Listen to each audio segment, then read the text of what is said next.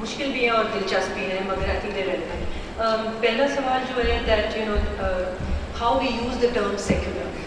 मेरी देखिए main complaint या इशू ये है कि we have done a lot of work on women in Islam. I am certainly not the first one to do this critique. It was done absolutely right. The person who pointed out it's a pre-Zia thing. There have been conversations, dialogues, publications on it. My point is that we haven't done enough work theorizing or documentation, or I don't even call it secular, on secularism or secular resistance that is become a characteristic of a certain period of the women's movement in Pakistan. तो मेरी शिकायत सिर्फ ये है कि we focus a lot on the Islam part and we focus a lot on our religion. Ourselves as secularists have done this a lot.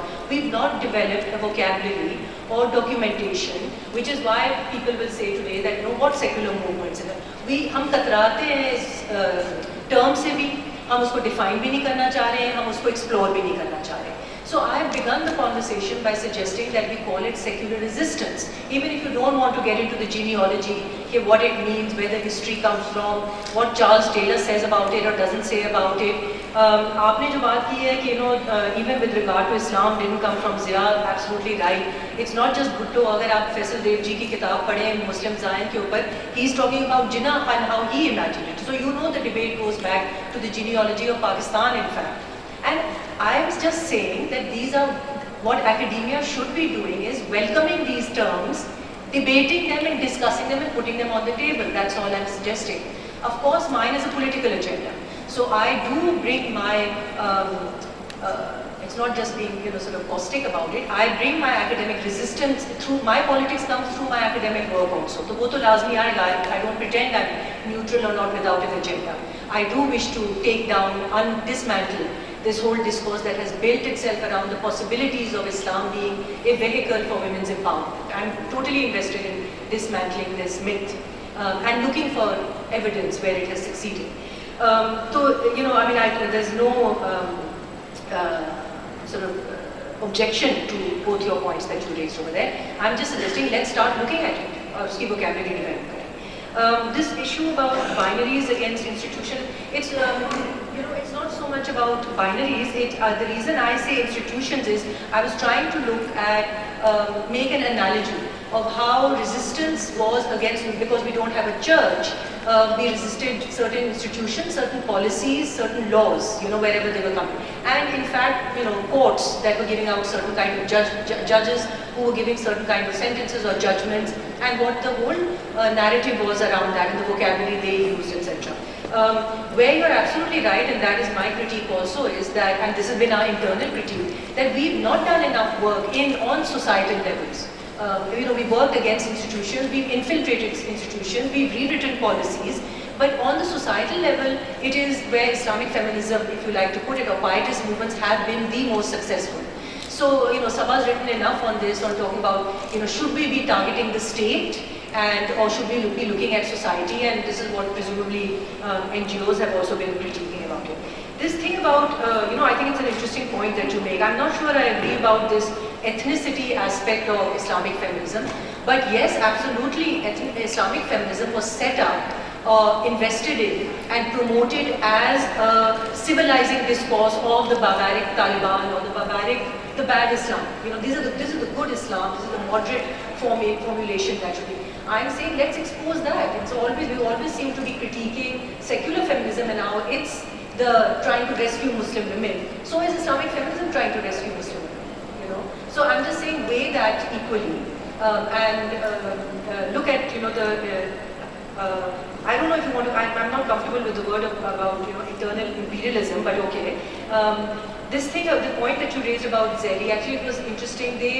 There was a criticism against the women's movement that we focus so much on Taliban violence and so much on this kind of faith-based violence that takes place, and we never paid attention to the secular violence that takes place. And it's absolutely nonsense. I mean, during that time, there were 2 or 3 cases. Nafisa Shah was in Parliament in the case of Taslima Solangi, which was, the case about the dogs that supposedly sort of hunted that woman down. The Zehri case, there was a lot of resistance and work around that, and there is just so much to do. In fact, the question can be asked, where are the Islamic feminists? Or where are the feminists or women's movement within the religious discourse, where are they on these questions? So that kind of argumentation has always taken place. And challenging the state. We're very good at challenging the state and challenging feudals and challenging parliamentarians. ये societal level पे जो हम कह रहे हैं ना, उधर success जो है has been far more limited, and that's been the vacuum where these pietist movements have made the most amount of progress, male and female for that matter. Alia's question. Okay, so now there are 2 or 3 things that have been said today from within the gender studies department, which are really interesting. They sort of contradict themselves in some ways. They're asking these questions of themselves, which is interesting, and you should be asking these questions. I don't think it's so much, I would not define this as an elite war, or I wouldn't even put it. I think what it is where you can accuse it is of being a struggle for the turf of authenticity. That you can call it, right? So, and I'm willing to engage with that. Absolutely it is. And for me, academia and academic conversations are precisely about this. This is where modernity and modern feminism fights the postmodernists, and the critical feminists and the post-colonialists will fight the colonial feminists. That's exactly where the trajectory and the whole body of feminist work is replete with these kind of engagements or encounters or fighting for the turf. Of course we are. I don't think it's an unhealthy exercise, incidentally. Usually I'm the only one on this side doing it, I mean in terms of published or published. The other thing about, this thing about diaspora, listen, these are texts, and we've done so much deconstruction, etc. These are texts that are being produced by these scholars. They're living, sort of theories. And what's the problem if we respond to them with texts also? We've always done it, always historically done it in discussions, chatter, whatever. We don't respond in a textual manner. So if I do so, I don't apologize for that. Yes, I do take them on and I do challenge them.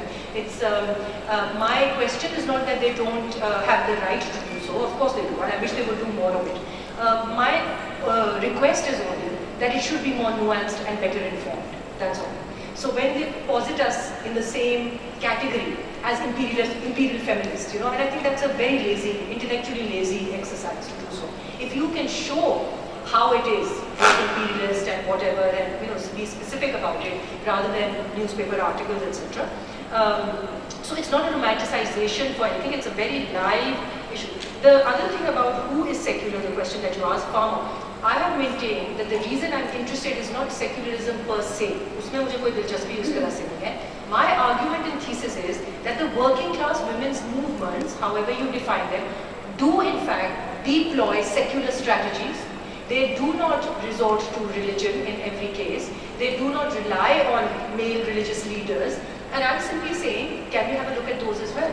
And if we do so, it doesn't mean that one is sort of debunking your entire theory, which is to caution us against falling into the trap of sort of Western imperialist criticism of what we're doing, and sort of always holding the Taliban as responsible for everything.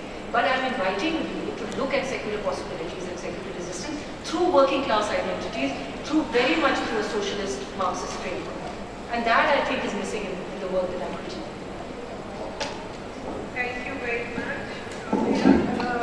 We move on to the next presentation by Fatimah Ihsan and Saad, which is Women's Engagement with Islamic Mysticism. What is that? Diptych? Yes.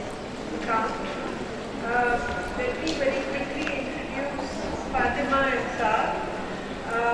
Fatimah is currently an assistant professor at the Center of Excellence for Gender Studies. She's been teaching different courses for the past 7 years. Before committing to teaching, Fatimah worked with different development agencies and NGOs as a gender specialist for a decade. She's also a freelance researcher and likes to conduct qualitative research on issues of social and political relevance. Fatimah is a Sufi aspirant and follower of